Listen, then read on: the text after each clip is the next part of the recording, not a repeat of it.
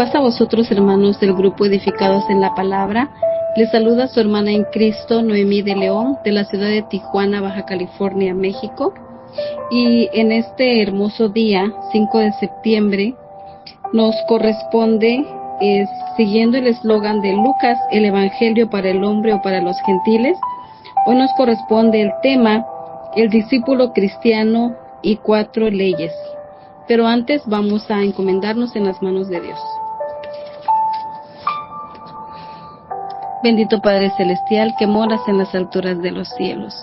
Señor, en este hermoso día venimos una vez más delante de tu presencia, primero agradeciéndote por la vida, Señor, por las fuerzas y por todo lo que tú nos das, porque sabemos que todo viene de ti, que nosotros por nosotros mismos no podemos hacer absolutamente nada, Señor.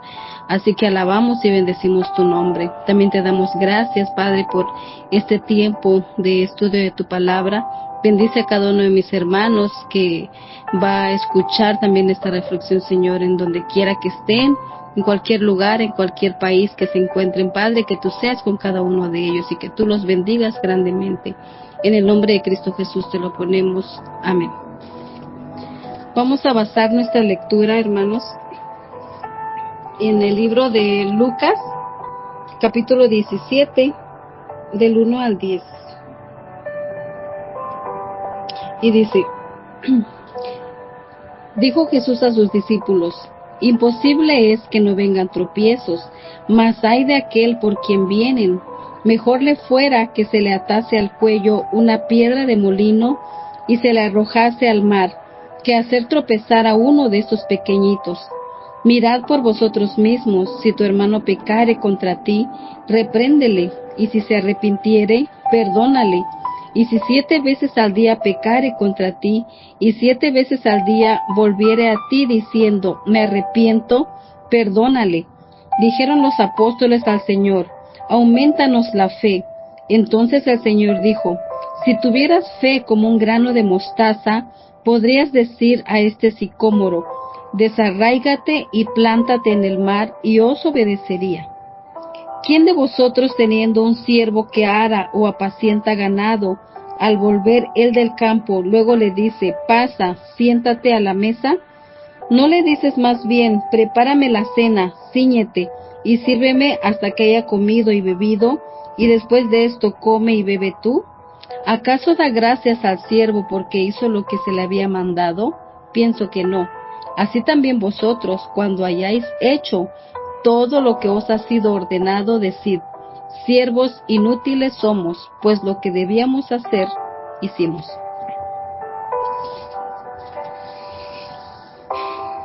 En este pasaje que leí, hermanos, hay 4 leyes que podrían revolucionar la sociedad.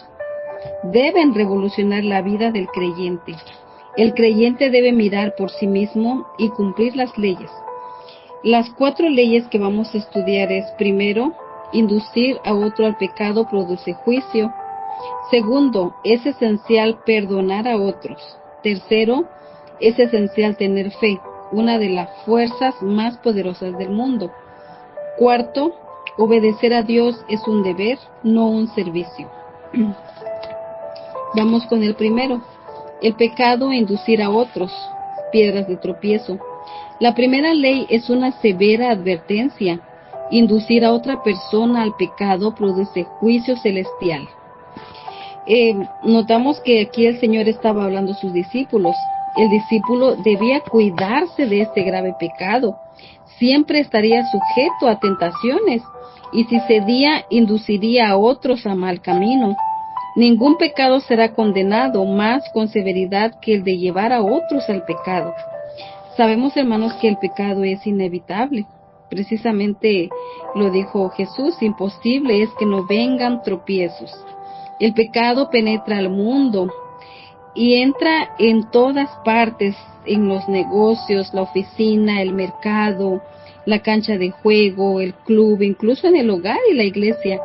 No hay lugar que se escape del pecado, porque no hay persona perfecta. Donde haya una persona, hay pecado. No hay persona sin pecado. Cometer pecado es algo terrible, pero inducir a otros al pecado es aún más terrible. La palabra tropezar significa ser una piedra de tropiezo, engañar, seducir y poner zancadilla a alguien para una discusión más extensa. Podemos ver en Mateo 17:27. ¿Quiénes son los que hacen caer a otros? Dicho en una palabra, en cualquiera que practica el pecado, cualquiera que sigue en pecado. Una piedra de tropiezo es cuando era que seduce a otros a pecar. Muchas personas seducen a otros al pecado. Por ejemplo, de quejarse, criticar, tomar parte contra otros, ser mundanos y materialistas, amontonar más y más, ser engreídos y orgullosos, vivir vidas superficiales e inmorales, blasfemar y hablar sucio.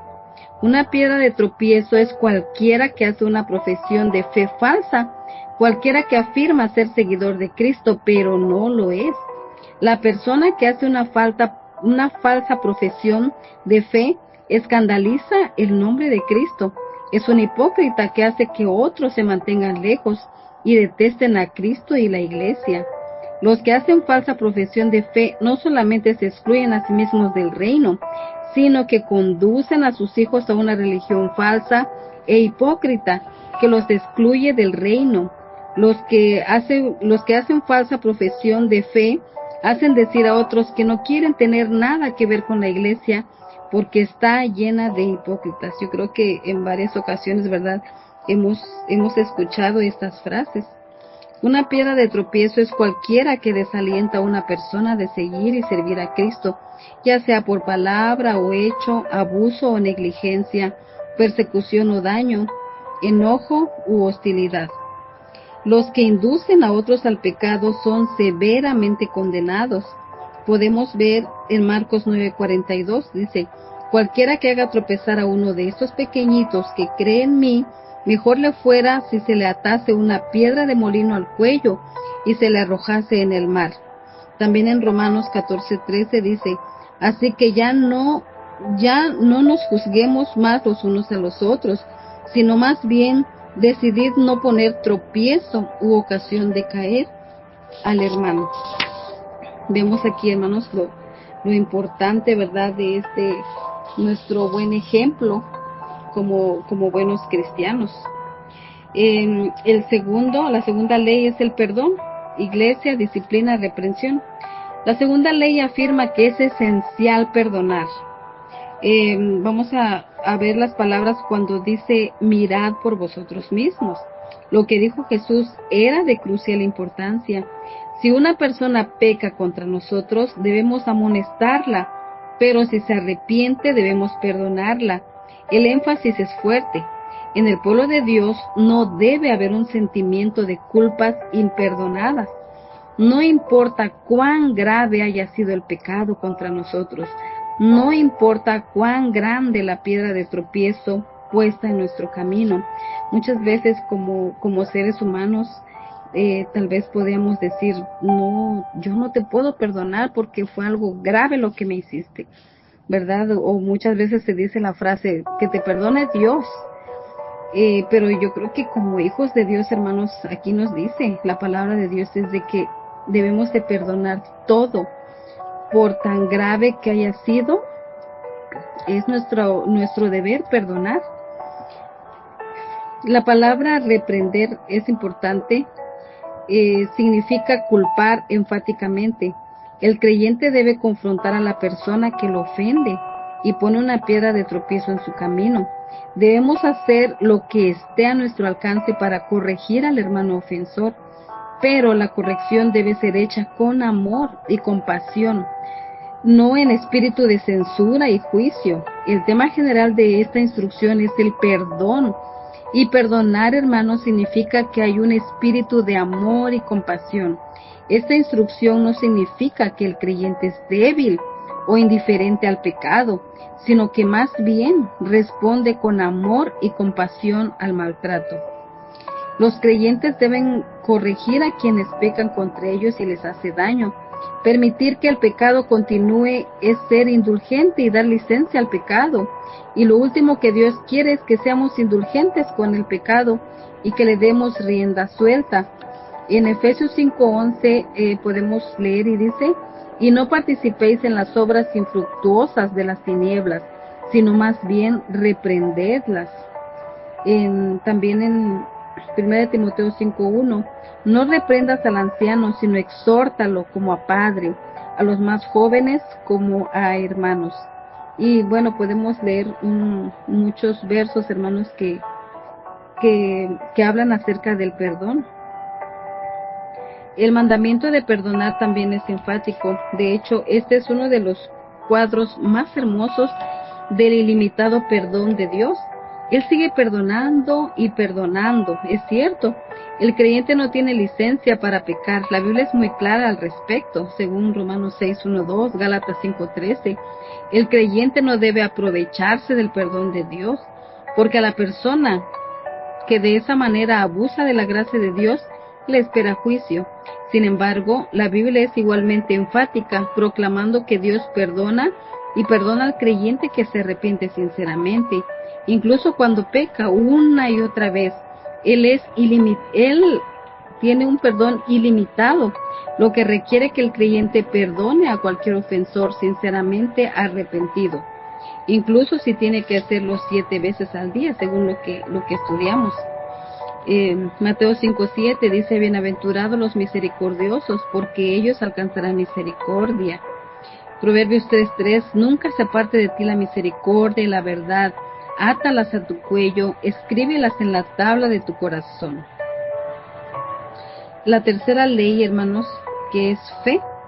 Es esencial tener fe. La fe es una fuerza poderosa.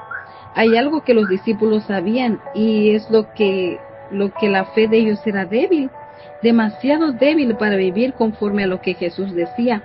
Jesús insistía en una fe tan fuerte que jamás harían tropezar a otra persona. Tendrían tanto amor y serían suficientemente compasivos para perdonar una y otra vez a una persona, incluso 7 veces en un mismo día. Sabían que necesitaban desesperadamente tener más fe en el poder y amor de Cristo, que el poder y amor de Cristo los llenaría totalmente. Sabían que debían confiar más y más en su presencia. Lo que hace falta es una fe genuina, no una fe grande, hermanos. El acento no está en la cantidad, no está en cuánta fe una persona tenga. No es un asunto de una fe creciente, es asunto de poseer y tener fe. Es un asunto de esa fe genuina, la más pequeña cantidad de fe genuina, aunque fuese tan pequeña, ya lo dijo Jesús, ¿verdad? Como una semilla de mostaza. Nada es imposible al que tiene fe genuina, aunque esa fe sea en extremo pequeña. Se requiere valentía, requiere de valor acercarse a un árbol y decirle que se desarraigue. Imagínense creer realmente que la orden sea cumplida. ¿Lo creemos o no lo creemos? No es un asunto de cuánto creemos, es un asunto de creer genuinamente. Si la fe de la persona es genuina, la orden será cumplida. Marcos 9:23 dice: Jesús le dijo: si puedes creer, al que cree todo le es posible. Hebreos 11:1, un texto también muy conocido, es pues la fe, la certeza de lo que se espera, la convicción de lo que no se ve. Pero sin fe es imposible agradar a Dios, porque es necesario que el que se acerque a Dios crea que le hay y que es galardonador de los que le buscan. Y la cuarta ley concierne a la obediencia. Es un deber obedecer a Dios, no es un servicio. Aquí no podemos equivocarnos, hermanos.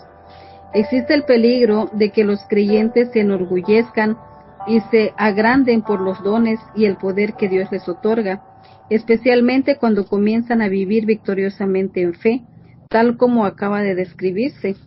Jesús usó una ilustración y señaló 3 factores para combatir ese peligro. El creyente es un siervo, y un siervo es un esclavo que sirve a su señor. La parábola es clara.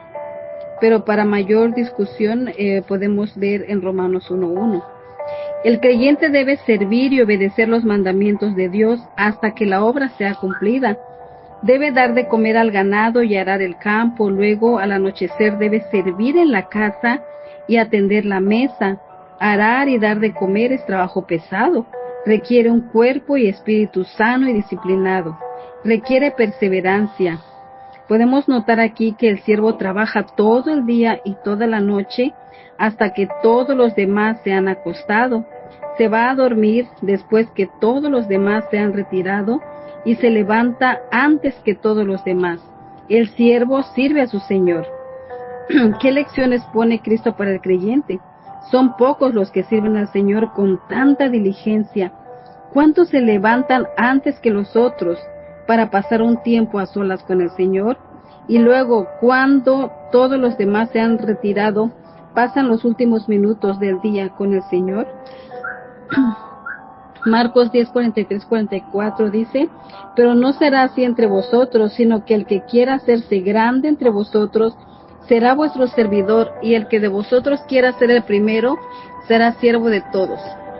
Juan 4:34, Jesús le dijo: mi comida es que haga la voluntad del que me envió y que acabe su obra. El creyente debe ser humilde en el servicio al Señor, hermanos. No importa qué hagamos por Cristo, es nuestro deber hacerlo. No somos dignos de servirle, debemos considerarnos siervos inútiles. Nadie puede decir que hizo todo lo que debía, lo sabemos. Todos nos quedamos cortos, no importa cuánto hagamos o cuán grande sea la obra. No hay lugar para el orgullo o la arrogancia o la jactancia. Dios ordena la perfección, por eso espera humildad. Mateo 5:48, sed pues vosotros perfectos, como vuestro Padre que está en los cielos es perfecto. Mateo 18:4, así que cualquiera que se humille como este niño, este es el mayor en el reino de los cielos. Pasa a vosotros, hermanos. Esa fue la pequeña reflexión. Dios los bendiga a todos. Un fuerte abrazo.